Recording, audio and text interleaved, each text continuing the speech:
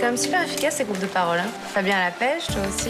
Ouais, carrément. Oh la pauvre, si elle se doutait quand même. Elle me tue. Ils passent beaucoup de temps ensemble et ça fait un moment que je me pose des questions. Bah écoute, c'est moins grave que prévu, ils font juste du tennis.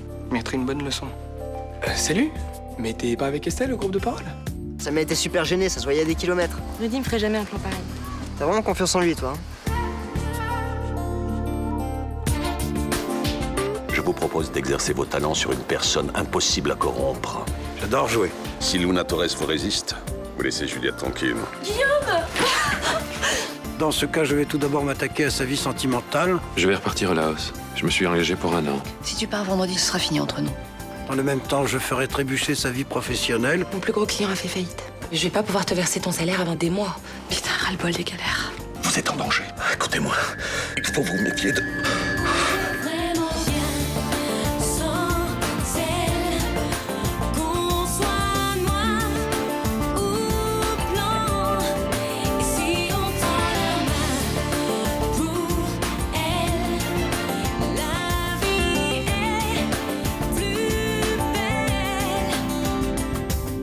Je t'envoie le formulaire.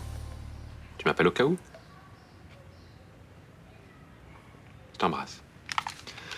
Sophie, d'accord pour l'émancipation de Nathan. Bah tu m'étonnes. Ça l'arrange. Comme ça, elle aura pu s'occuper de lui. Je vois pas d'autre solution si Nathan doit rester à Marseille. Hein. Ah ouais? Et elle? Elle peut pas s'installer ici? Pour son fils, elle peut bien faire ça, non? Elle a son boulot, tu sais bien. Et puis elle aime pas beaucoup cette ville. Hein. Elle fait passer son fils au second plan. Comme toi, d'ailleurs. Non,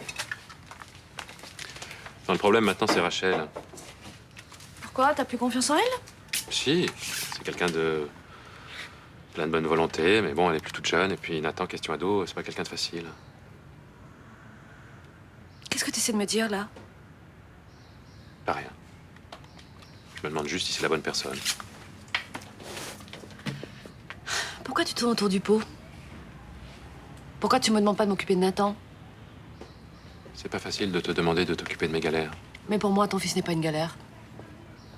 Façon de parler. Je pourrais faire comme toi, après tout. M'en foutre des gens, de ce qu'ils ressentent, de leur souffrance. J'ai bien conscience que je vous fais du mal à tous. C'est pas flagrant, mais passant. Je pourrais me dire, après tout, Nathan, il se démerde. Tu vois, mais je peux pas. Je te demande rien, Luna.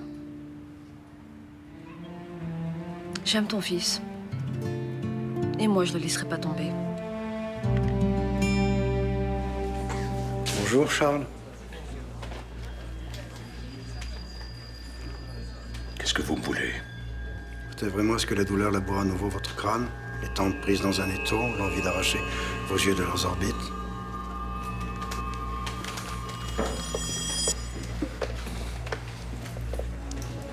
Non. J'ai l'impression que vous commencez à vous inquiéter pour votre petite protégée. Oui, je m'inquiète. Vous ne devriez pas, puisque d'après vous, c'est une âme pure que je n'arriverai jamais à corrompre. Les méthodes que vous utilisez pour gagner notre défi sont vraiment abjectes. Bien sûr.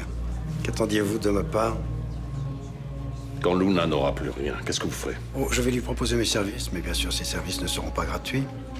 Elle ne fera jamais de mal, j'en suis sûr. On verra. En attendant, je vais continuer mon petit travail avec Juliette. Vous n'avez pas le droit. Nous sommes bien d'accord tous les deux? Si je perds mon défi, je laisse votre fille tranquille. Ouais. Mais je n'ai pas encore perdu.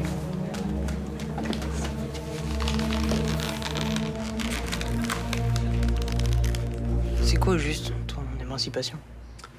C'est une notification administrative qui signifie que tu n'es plus sous autorité parentale. Ça veut dire que j'ai le droit de faire ce que je veux? Oui.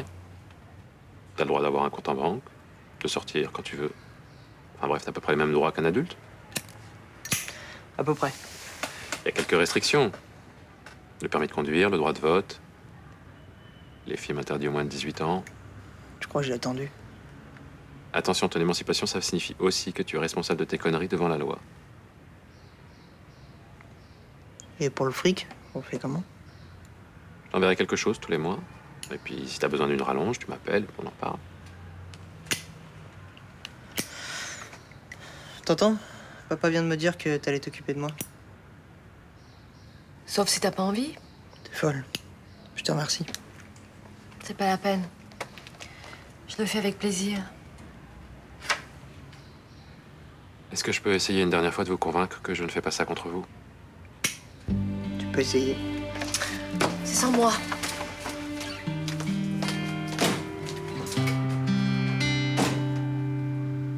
Attends, on peut pas s'arrêter là? Qu'est-ce que tu me fais là? J'ai plus envie de me venger d'eux, ça va trop loin. Fabien m'a fait la gueule toute la soirée hier. Mais ça prouve qu'il est jaloux. S'il est jaloux, c'est qu'il est amoureux. Ça prouve qu'il est malheureux. Et j'aime pas le voir comme ça. Et je comprends pas que tu supportes de voir Estelle souffrir, toi. Ça va, elle souffre pas. Elle est même pas au courant pour le coup de la baignoire. Mais bien sûr qu'elle est au courant. Fabien l'a tout raconté. Non, s'il lui avait raconté, j'aurais eu le droit à une grosse crise hier. Je te jure qu'il lui a dit, mais on a parlé. C'est juste qu'elle y croit pas, elle a confiance en toi. Moi, je trouve que c'est une belle preuve d'amour. Tu parles, elle s'en fout. Pépère Popote peut aller voir ailleurs, ça la débarrasse. Mais arrête, ta parano, tu vas pas te plaindre parce que ta meuf est cool. Y a pas une fille amoureuse sur Terre qui réagirait comme ça. Alors si elle est au courant et qu'elle a rien dit, c'est qu'elle s'en fout, point barre. J'y crois pas, là.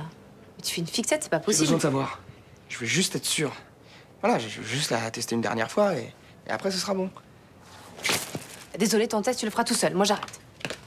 Et je vais tout raconter à Fabien parce qu'elle a marre des conneries, là. Puis j'ai pas de conseils à te donner, mais tu devrais faire pareil avec Estelle. Et qu'elle s'en sorte comme une fleur? Non, non, non, je suis désolé, mais c'est injuste, elle s'est foutue de moi.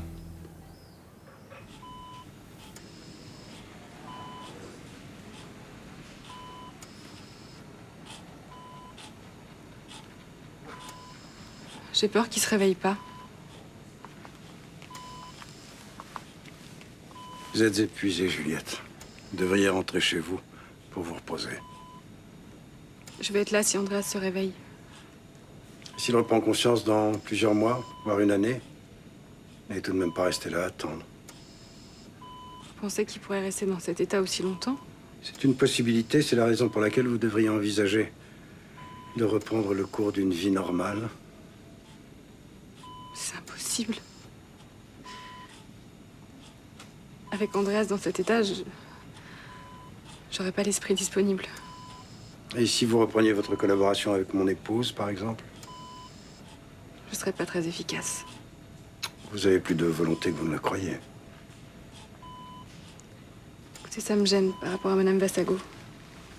Pourquoi? Travailler, faire comme si de rien n'était alors qu'Andreas est sur ce lit d'hôpital.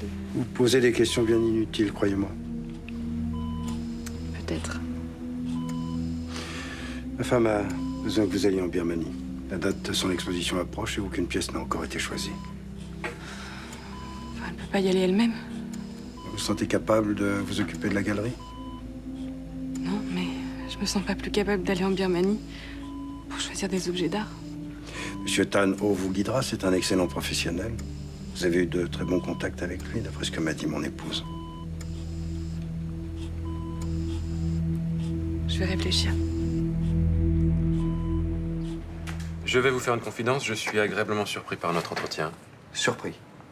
J'avais sans doute des préjugés, votre jeunesse, votre décontraction. Ouais, je sais, je donne parfois cette image. Enfin, professionnellement, c'est tout l'inverse. J'ai noté que nous avons la même conception de notre métier. C'est vrai. On n'a pas parlé encore rentabilité du cabinet. Voilà, pour les chiffres, je préfère laisser ça au comptable si ça vous dérange pas. Vous voulez pas savoir sur quoi vous tablez? Vous avez un cabinet, une clientèle, de quoi faire vivre décemment en généraliste. Comme j'ai pas vocation à être milliardaire. Vous m'étonnez. Attention, je n'ai pas dit non plus que j'étais bénévole. Mais grosso modo, je sais à quoi m'attendre et ça me convient. Très bien, ben, si vous le souhaitez, le cabinet est à vous. Je vais m'occuper des papiers nécessaires et on peut se dire rendez-vous début d'après-midi? Très bien. Merci de me faire confiance. J'essaierai de pas vous décevoir. Il n'y a pas de raison. Vous pouvez remercier Charlotte et Ninon. Elles vous ont fait une pub d'enfer. Ça marche. Merci.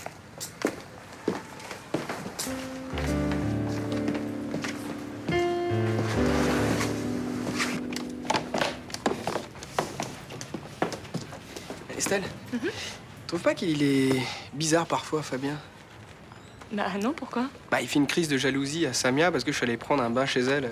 T'es au courant de ça? Il pousse un peu, non? Attends, Rudy, ils te retrouvent chez eux, sortant de la baignoire à moitié à poil, on peut le comprendre, Ouais, non? mais Samia et moi, c'est n'importe quoi. La preuve, toi, tu m'as pas fait de scène. Oui, mais moi, c'est pas pareil. Je vois pas ce qu'il y a de différent. Et ben moi, je suis pas de nature jalouse. Et puis, Samia et toi, comme tu dis, effectivement, non, ça fait pas, non. Remarque, si t'avais vu débarquer Samia ici à moitié à poil, ça t'aurait peut-être fait un petit quelque chose. Bah, si t'avais une explication valable, non? Tu serais même pas posé de questions. Écoute, en amour, soit t'as confiance, soit tu passes ton temps à flipper et à fliquer l'autre. Alors moi, j'ai choisi d'avoir confiance. Je suis pas jalouse, point barre. Mais excuse-moi, mais ça se contrôle pas. On est tous un peu jaloux au fond. Des degrés différents, mais. Et bah pas moi. Je suis l'exception qui confirme la règle. Donc je pourrais faire n'importe quoi avec une autre meuf que tu t'en foutrais. Écoute, Rudy, j'ai confiance en toi. Je sais pas, tu devrais être content. C'est fou ça, on dirait que ça te pose un problème. Mais c'est pas ça, mais tu sais, je suis comme tout le monde. Je suis pas un saint. Je pourrais faire un écart un jour. Et t'as beau pas être jalouse. Et ben on verra quand t'en feras un. Pour l'instant, t'en as pas fait. Et je vois pas pourquoi je me prendrais la tête au cas où, éventuellement, un jour, t'en ferais un. Bon, allez, moi je file. Bisous. Tiens, Mima, je peux donner 2-3 trucs? Oui, bien sûr, j'allais m'y mettre, tu tombes bien. Ah bah, je te donne ça dans 2 minutes. Je comprends pas. Tu lui as proposé quoi, au juste? De reprendre mon cabinet. Quoi? À ce type qui vient de débarquer, que personne connaît ici? Oui. Enfin, Guillaume, t'as pas pu faire ça? C'est pourtant ce que j'ai fait. Et ce cabinet me revenait de droit. Pas plus tard qu'hier, je t'ai fait une proposition. Elle te convenait pas? Disons que j'ai préféré l'offre de Jocelyn Thibault.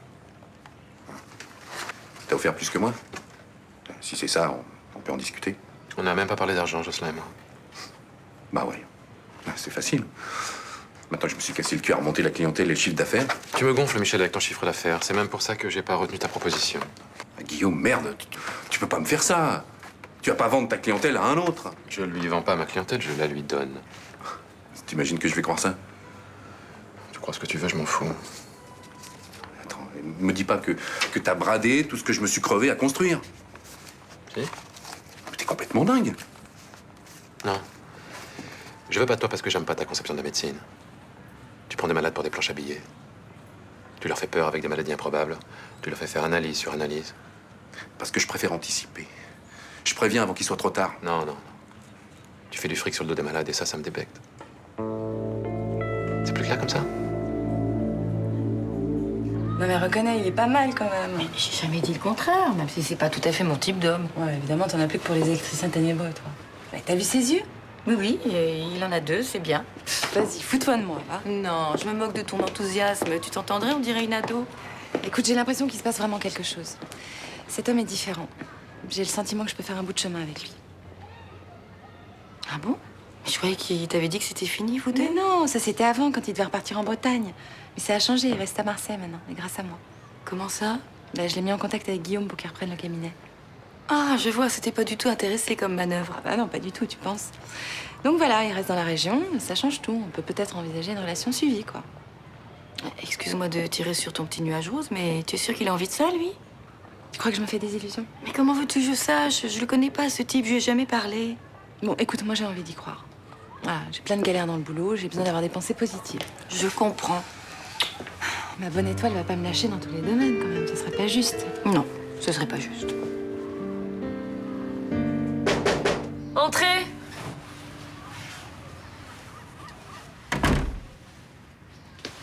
Hey, je suis venu voir comment t'allais.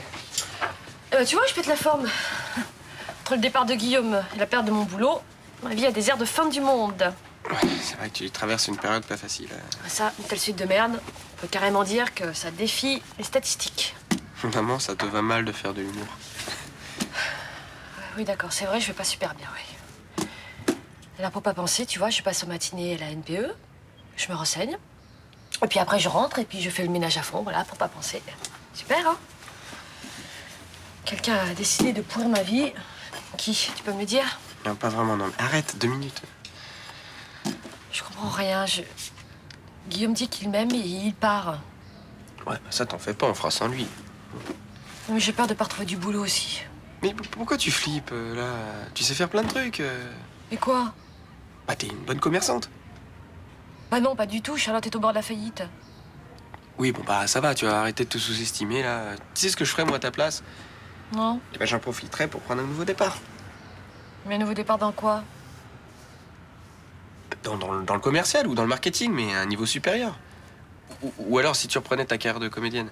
Oh non, non, attends, j'ai réussi à tirer une croix dessus, hein, c'est pas pour replonger. Ah, c'est dommage. Ouais, je détestais pas, moi, vers une mère star, tiens. Ouais. Luna Torres.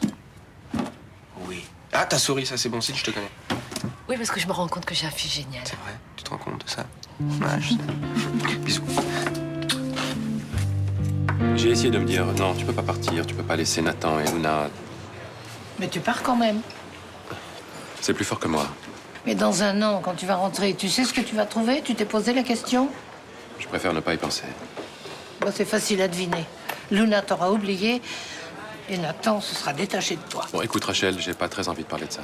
Mais pourquoi tu fais l'autruche? Il va bien arriver un moment où il faudra que tu regardes les choses en face. Écoute, il y a des tas de gamins qui m'attendent là-bas, qui ont personne pour les soigner ou pour s'occuper d'eux. Dès qu'on essaie de parler sérieusement de ton départ, tu esquives en parlant de la misère du monde. Parce que c'est elle qui me pousse à partir. Mais dans la vie, il faut faire des choix. On peut pas jouer à la fois les docteurs Schweitzer et les pater familias. Je vois pas pourquoi. Parce que l'humanitaire exige des sacrifices qui rejaillissent sur ton propre entourage. Voilà pourquoi. Je trouve ta vision du monde un peu mesquine pour quelqu'un d'idéaliste. Ben avant, tu m'aurais pas parlé comme ça. Mais depuis que tu es rentré, je te reconnais plus. Et vous, Roland, vous dites rien? Peut-être parce qu'il vaut mieux que je me taise. Ce que j'ai à vous dire n'est pas très agréable. J'en conclus que vous êtes du côté de Rachel. Ben oui, moi je trouve pas ça logique de vouloir faire le bien à l'autre bout du monde et puis de faire le malheur des siens en même temps. Voilà.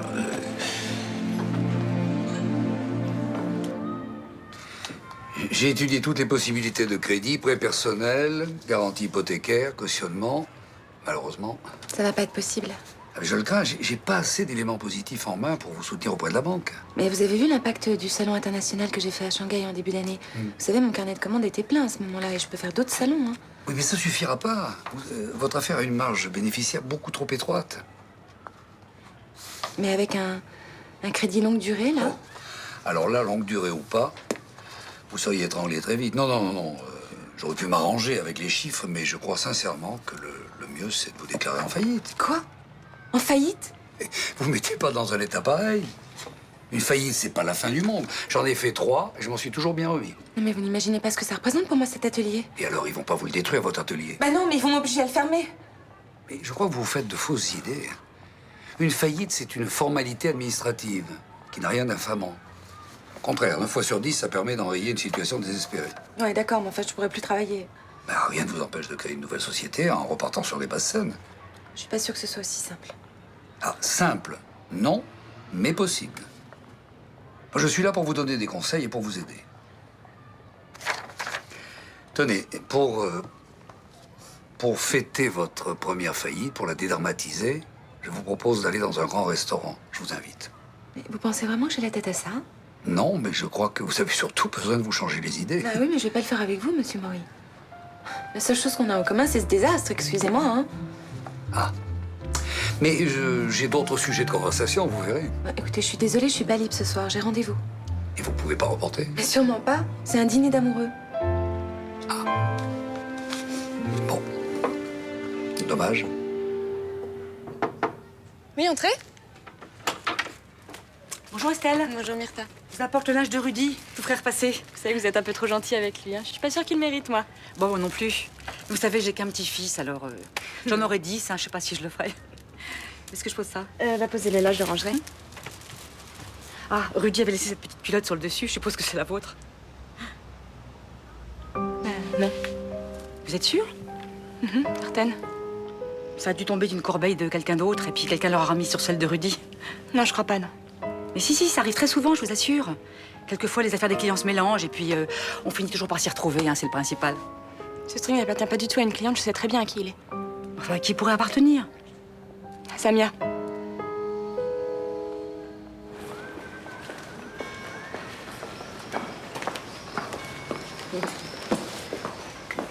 Bonjour, vous vous souvenez de moi? Bien sûr, le médecin au doigt de fée. Ça va mieux votre dos, plus de tension nerveuse? Non, depuis que vous m'avez manipulé, tout va bien.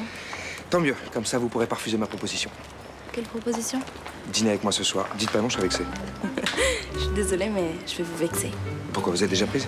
Non, mais je sais que vous avez une histoire avec Charlotte et Charlotte est une amie. Il y a un malentendu, il n'y a pas d'histoire avec Charlotte. C'est pas ce que j'avais cru comprendre. Si elle vous a dit l'inverse, elle vous a menti. Ou alors elle prend ses désirs pour des réalités. Ça m'étonnerait. Mais de toute façon, c'est pas le problème, j'ai pas envie de sortir ce soir. Non mais vous savez, je reviendrai à l'attaque. Demain. C'est pas la peine, j'aurais pas changé d'avis.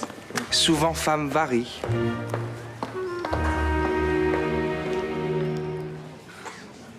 Je peux pas passer toutes mes journées auprès d'Andreas. Si tu t'y sens pas bien, il faut pas te forcer, tu sais. C'est pas ça. Mais s'il reste pendant plusieurs mois dans le coma, je vais pas mettre ma vie entre parenthèses pendant aussi longtemps. Qu'est-ce que tu vas faire? Je vais continuer à travailler avec Madame Vassago. Tu crois que c'est une bonne idée? Oui, c'est un travail qui m'intéresse et j'ai la possibilité de partir en Birmanie. Je pense qu'il faudrait que tu réfléchisses un peu avant. Mais réfléchir à quoi? J'avoue que je suis un peu inquiet. Tu sais très bien que je n'ai jamais eu confiance en Vassago. Papa, repars pas dans tes délires. Écoute-moi. Vassago est un homme dangereux. Tu ne sais pas de quoi il est capable. Moi, je le sais. Papa, s'il te plaît. Mais bon sang. Tu ne vois pas qu'il te manipule? Arrête! Alors jure-moi de ne jamais rien faire qui te répugne, qui choque ta conscience. Ça m'est jamais arrivé. J'ai toujours agi en mon âme et conscience. On peut t'y obliger, tu sais. Tu me connais mal, papa. Rudy? Hey. Qu'est-ce qui se passe? Tu reconnais ça? Je suis pas sûr que ce soit ma taille. Trop con, va. Tu m'as trompé avec Samia? T'es jalouse? Ça te fait rire? Bah franchement oui, enfin ça me rassure, j'arrêtais pas de me poser des questions moi. Pauvre naze. Mais attends, je vais t'expliquer, c'est pas du tout Il ce n'y a que tu rien à crois. expliquer. Mais si, c'est des conneries, il y a strictement rien entre Samia et moi. On vous a monté un bateau. Quoi? Samia et moi, on a voulu vous faire croire qu'on était ensemble, c'est tout. Enfin, pourquoi? C'est débile. Et vous, là, nous mentir à propos de vos groupes de parole, c'était pas débile, ça? Bah nous aussi, on n'a pas arrêté de se poser des questions. On a voulu se venger, c'était pas bien méchant, reconnais-le. Si, c'est méchant, parce que c'est complètement tordu. C'est même tellement tordu que je me demande si t'es pas en train d'essayer d'inventer un autre mensonge, là. Attends, arrête, tu sais que tu peux me faire confiance. C'est ce que je croyais, mais visiblement non. Et je te jure qu'il s'est rien passé entre Samia et moi. Ça change rien. Parce que ton soi-disant cycle moment de jalouse, je trouve ça tout aussi abject. Attends, t'as un peu tendance à oublier que c'est vous aussi qui avez commencé les conneries. Fabien et moi, on n'a pas joué avec vos sentiments. Et c'est là toute la différence. Ça fait 2 heures que je suis sur ce putain de fauteuil à t'attendre, à imaginer que tout est fini, à me dire que j'ai plus qu'à sortir de ta vie, tu comprends? Écoute, Estelle... Le pire, c'est que tu te rends même pas compte à quel point tu m'as fait du mal. Bonsoir, commissaire. Monsieur le juge, Asseyez-vous. merci. J'ai du nouveau dans l'affaire Vassago. Je vous écoute. J'ai cherché à savoir si Léonard Vassago avait vraiment survécu à cet accident d'avion au Népal. C'est évident que sa réapparition après 3 semaines d'errance en haute altitude est un peu étrange. Tout à fait. J'ai fait faire un test ADN à partir d'un cheveu prélevé sur un bracelet que Vassago avait offert à sa maîtresse dans les années 70. Donc avant l'accident d'avion. Oui. Et voici l'ADN d'un des corps enterrés au Népal.